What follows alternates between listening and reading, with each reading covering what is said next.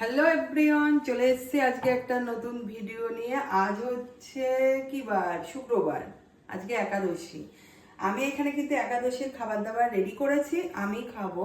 আর যারা আমাদের আর ছেলেমেয়েরা খাবে ওগুলো সব টেবিলে রয়েছে, ও আর তোমাদের সাথে শেয়ার করলাম না।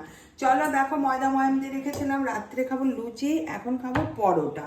একটু দেখিয়ে নিই তোমাদের। এই দেখো, আলু ভাজাটা করেছি কালো জিরে কাঁচা লঙ্কা ফোড়ন দিয়ে, হলুদ ছাড়া সাদা আলু ভাজা।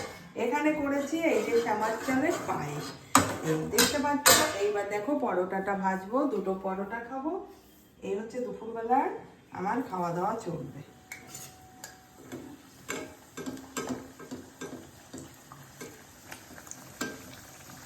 এই দেখো পরোটা, এগুলো সহজে ফুলতে চায় না, লুচি তাও ফোলে, কিন্তু না হলে কে চলবে। আর একদম ময়দা দিয়ে করেছি, আমি একটু আটা ময়দা পছন্দ করি, কিন্তু আমার কন্যাশ্রী মোটে আটা ময়দার জিনিস খেতে চায় না, ও সবসময় সাদা লাগবে, মানে ময়দা।